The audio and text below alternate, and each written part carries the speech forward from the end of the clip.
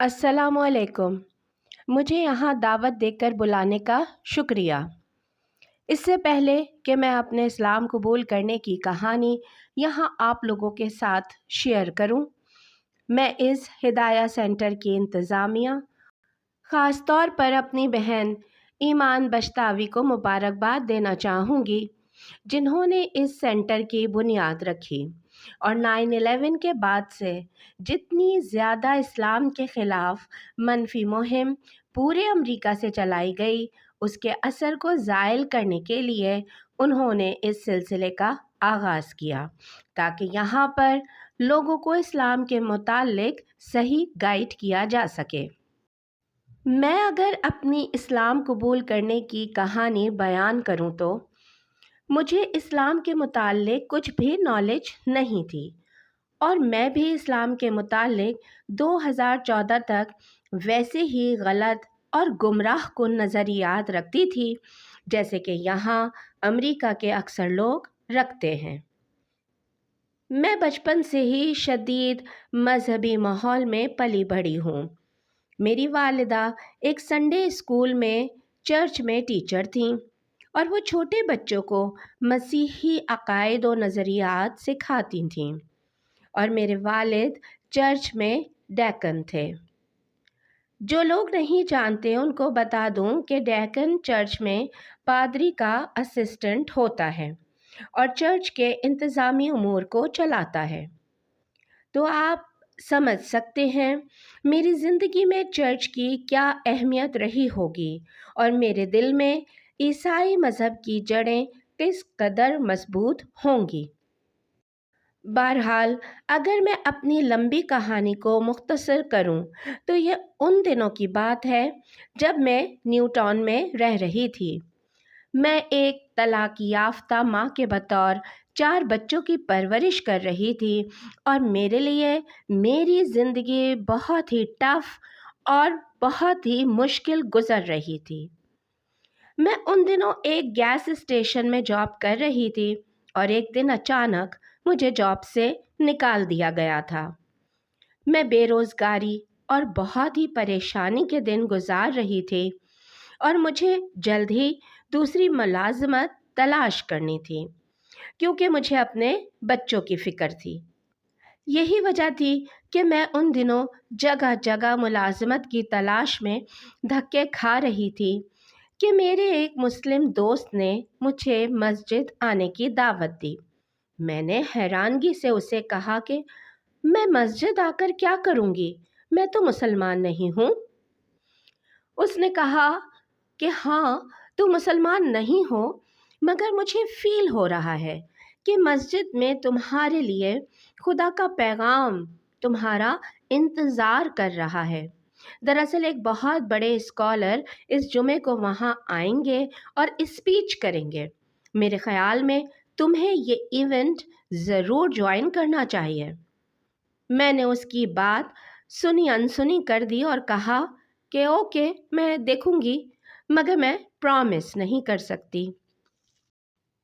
मगर जब वो जुमे का दिन आया तो मैं खुद को मस्जिद जाने से ना रोक सकी और पता नहीं क्या हुआ कि मेरा इरादा भी नहीं था, मगर मैं मस्जिद चली गई।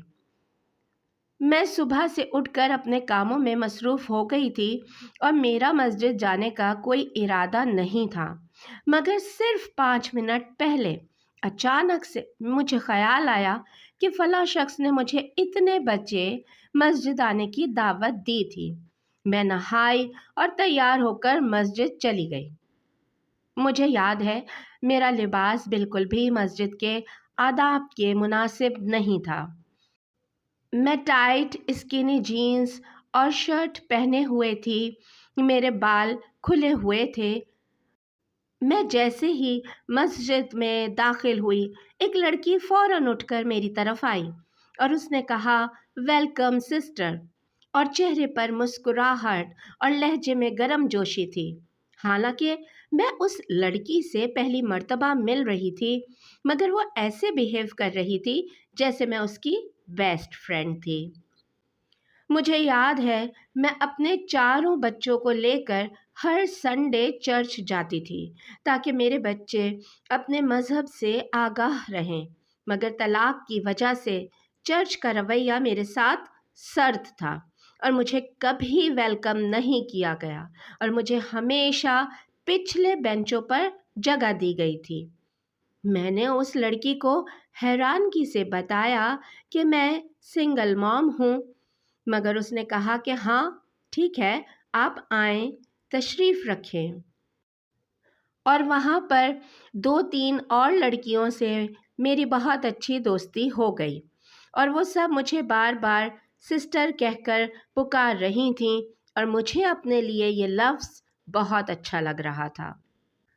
وہاں پر جو اسپیچ ہو رہی تھی اس نے مجھے مکمل ایموشنل کر دیا تھا اور میں اس پوری اسپیچ کے دوران روتی رہی، اور جس شخص نے مجھے وہاں دعوت دی تھی اس نے واقعی سچ کہا تھا، میرے لیے خدا کا پیغام تھا۔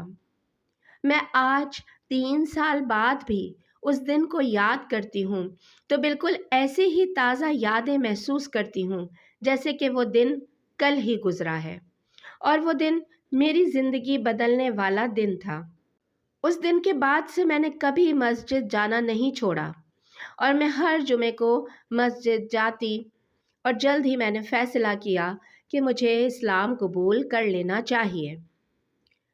یہ سب ان 3-4 بہنوں کی وجہ سے تھا جنہوں نے نہ صرف مجھے ویلکم کیا بلکہ ہر موقع پر اسلام کے متعلق مکمل رہنمائی کی۔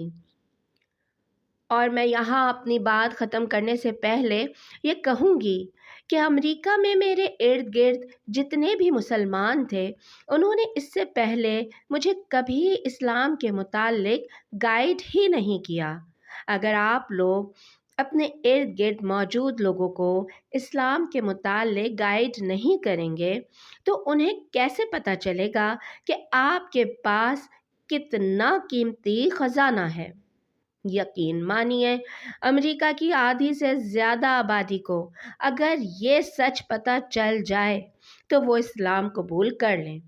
اس لیے آپ لوگ پرومس کیجئے کہ لوگوں کو اسلام کے بارے میں گائیڈ کریں گے۔ تھینک یو ویری مچ اور جزاک اللہ۔ I want to tell everyone today, thank you again everyone for coming. Appreciate it.